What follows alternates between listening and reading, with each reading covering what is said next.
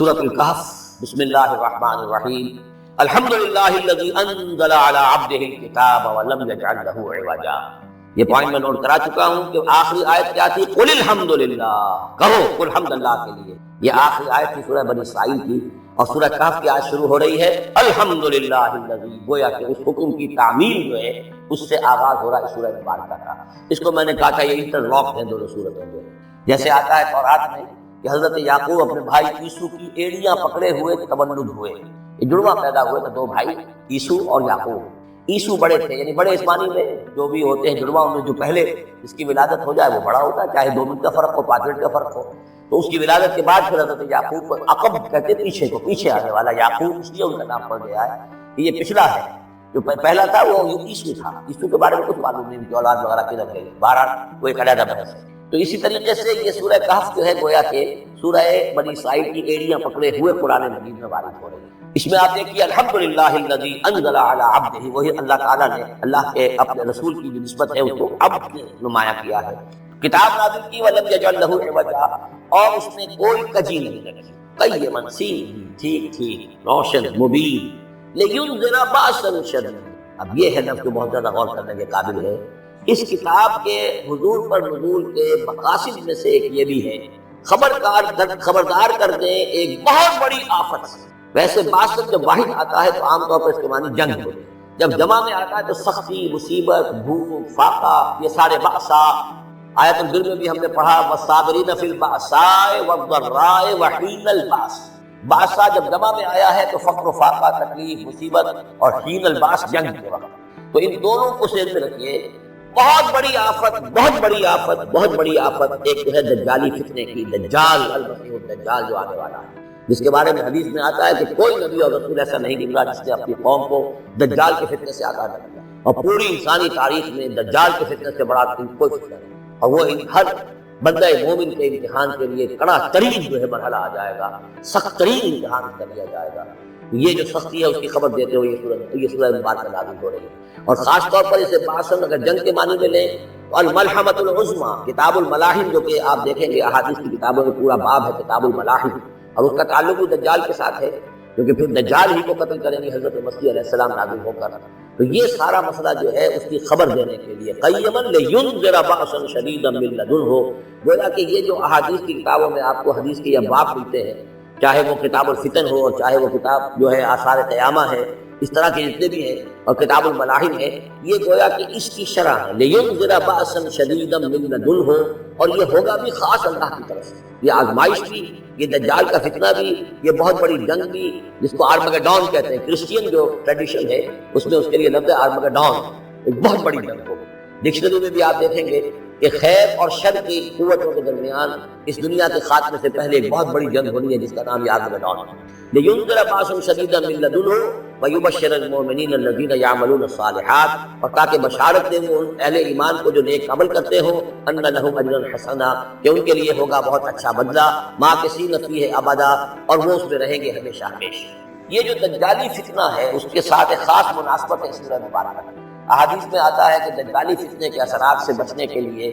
اس سورہ مبارکہ سے ذہنی اور قلبی رشتہ مفید ہے، اس کی تلاوت کرتے رہنا، خاص طور پر جمعے کے روز پوری سورہ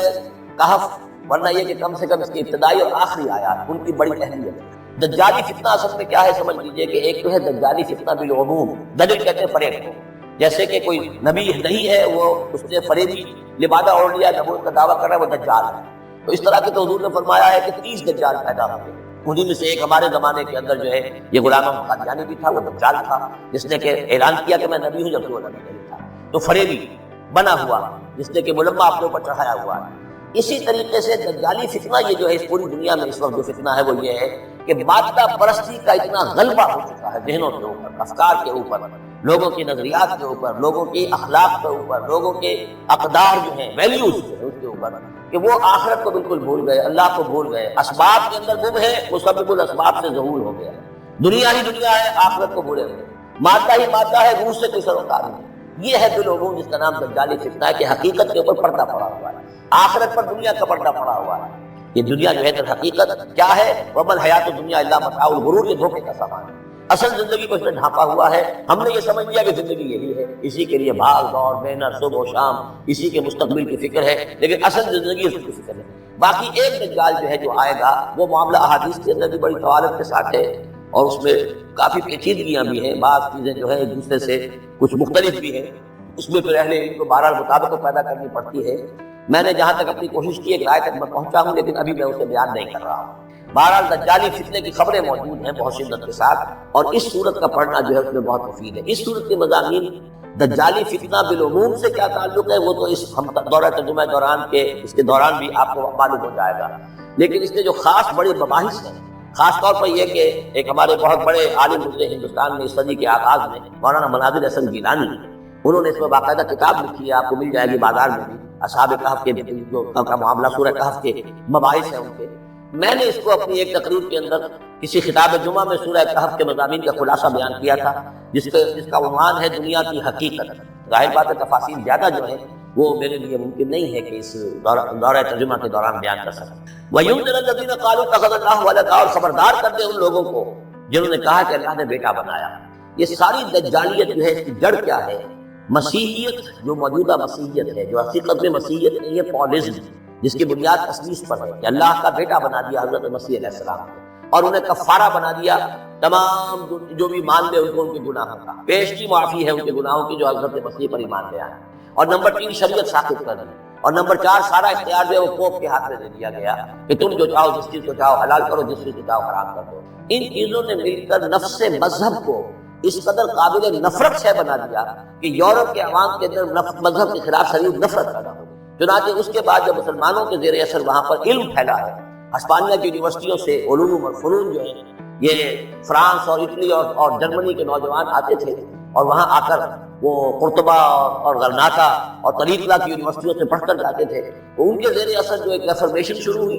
اصلاح مذہب اور ایک رینائسنس، تحریک احیاء العلوم. وہ جو اصل تو تحریک تھی اس بات کی کہ انسان علم کی طرف دوبارہ رجوع کرے، لیکن یہ کہ وہ علم جب آگے بڑھا ہے تو وہاں پہ عیسائیت کے خلاف جو رد عمل تھا اس کی وجہ سے اس میں مذہب کی دشمنی جو ہے اس تحریک کے اندر خود بخود شامل ہو گئی. تو مذہب سے بیزاری،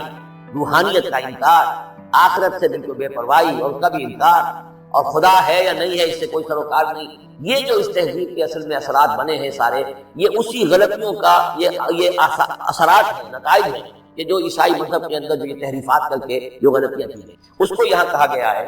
کہ ان لوگوں نے کہ جنہوں نے یہ عقیدہ ایجاد کیا، ما لہم بہ من علم، ان کے پاس اس کے لیے کوئی علمی سند نہیں ہے، ولا لآبائہم، نہ ان کے آباء و اجداد کے پاس کوئی سند نہیں. کبرت کلمۃ تخرج من افواہہم، بہت بڑی بات ہے جو ان کے منہ سے نکل رہی ہے، بہت بڑی گستاخی ہے جو یہ اللہ تعالیٰ کی شان میں کر رہے ہیں. ان یقولون الا کذبا، یہ نہیں کہہ رہے مگر جھوٹ، سراسر سیدھا سفید جھوٹ بول رہے ہیں. فلعلک باخع نفسک علی آثارہم، تو اے نبی شاید کہ آپ اپنے آپ کو ہلاک کر لیں گے ان کے جو اثرات پڑنے والے ہیں، عیسائیت کے اس غلط عقیدے کے جو نتائج برآمد ہوئے ہیں. جب یہ نتائج ظاہر ہوں گے تو اتنے سنگین ہوں گے، فلعلک باخع نفسک، کہ ان کے احساس سے، ان کے ادراک سے شاید کہ آپ اپنے صدمے سے اپنے آپ کو ہلاک کر لیں. ان لم یؤمنوا بہذا الحدیث اسفا، اگر یہ لوگ اس حدیث پر، اس قرآن پر، یہ بات جو بتائی جا رہی ہے اس پر ایمان نہ لائے، اس پر ایمان نہ لائے، اپنے اس غلط عقیدے پر قائم رہے، اس غلط مذہب کو انہوں نے برقرار رکھا، تو اس کا جو رد عمل ہوگا نوع انسانی پر، اور اس سے تاریخ انسانی اور انسانی ثقافت جس غلط رخ پر پڑے گی، جو دجالیت کا فتنہ اسے جنم لے گا، ان تمام چیزوں کے اثرات سے شاید آپ کو اتنا صدمہ ہو کہ فلعلک باخع نفسک علی آثارہم ان لم یؤمنوا بہذا الحدیث اسفا انا جعلنا ما علی الارض زینۃ لہا، ہم نے زمین کے اوپر جو کچھ ہے اسے اس کا گہنا بنا دیا ہے، بناؤ سنگار بنا دیا ہے، زینت بنا دیا ہے. یہ آپ نوٹ کر دیجئے، لفظ زینت اور زمین میں اس کی زیبائش اور آرائش، یہ اس سورہ مبارکہ کا عمود، یعنی اس کو اتنا کھبا دیا ہے نگاہوں میں اللہ نے کہ آخرت سے خود بخود انسان کافر ہو جائے. یہ پردہ پڑ گیا، چمک دمک ہے، یہ کاریں ہیں، یہ بلڈنگیں ہیں، یہ کوٹھیاں ہیں، یہ عالیشان عمارتیں ہیں، یہ کیا کچھ اس کی جو یوں سمجھیے پومپ اینڈ شو جو ہے اس وقت دنیا کا. اور ظاہر بات ہے امریکہ میں جا کر دیکھیے تو جو کچھ یہاں دیکھ رہے ہیں اس سے 10 گنا 100 گنا 1000 گنا آپ کو نظر آئے گا، اپنے دنگ ہو جاتی ہے. نتیجہ کیا نکلتا ہے کہ انسان کی سمجھتا ہے کہ اصل شے یہی مادہ ہی ہے، اصل ہدایت پہ یہی لوگ ہیں صحیح معنی میں کہ جنہوں نے واقعہ کا علم حاصل کیا ہے. لہذا ان کی غلط تہذیب، ان کا غلط تمدن، ان کے تمام غلط ثقافت کے معاملات کے بھی ہم اسی طریقے سے پیروی کر رہے ہیں. یہ سارا مسئلہ جو ہے وہ اس لیے ہے کہ یہ چمک دمک دنیا کی زیبائش اور آرائش اس سے ہم متاثر ہیں. انا جعلنا ما علی الارض زینۃ، جو کچھ زمین کے اوپر ہے اسے ہم نے اسے اس کے لیے بناؤ سنگھار بنا دیا، لنبلوہم، تاکہ ہم آزمائیں ان کو، ایہم احسن عملا، کون ہے ان میں سے اچھے عمل کرنے والا۔ یعنی اب یوں دیکھیے وہ شعر جو ایک ہے، اگرچہ ذرا تھوڑا سا شان باری تعالیٰ کے اعتبار سے تو شاید اتنا مناسب نہ ہو، لیکن یہ کہ مفہوم کو ادا کرتا ہے کہ رخ روشن کے آگے شمع رکھ کر وہ یہ کہتے ہیں، ادھر آتا ہے دیکھے یا ادھر پروانہ جاتا ہے۔ ایک طرف ذات باری تعالیٰ ہے اور ایک طرف یہ دنیا ہے، اس کی چمک دمک۔ اب یہ پروانہ جو ہے یہ انسان، اس کا امتحان ہے، آیا یہ اللہ اور آخرت کی طرف جا رہا ہے یا دنیا کی طرف اور دنیا کی زیبائش اور آرائش کی طرف جا رہا ہے۔ جو زیبائش اور آرائش کی طرف چلا گیا وہ گیا، تباہ و برباد ہو گیا، فقط خسر خسران مبین۔ اور جس نے اس دنیا کی زیبائش اور آرائش اس سے منہ موڑ کر وہ جو حقیقت ہے، جو اصل حسن ازلی ہے اللہ تعالیٰ کا، اور اس کا جو جلال اور کمال ہے، اور جو آخرت کی نعمتیں ہیں ان کو اختیار کر لیا، وہ کامیاب ہے۔ تو امتحان اتنا ہی ہے کہ رخ روشن کے آگے شمع رکھ کر وہ یہ کہتے ہیں، ادھر جاتا ہے دیکھے یا ادھر پروانہ آتا ہے۔ وَإِنَّا لَجَاعِلُونَ مَا عَلَيْهَا صَعِيدًا جُرُزًا، اور یہ کہ جو کچھ بھی اس پر ہے ہم ایک وقت آئے گا کہ اس کو بنا کر رکھ دیں گے، جیسے کہ میدان جس میں سے کہ فصل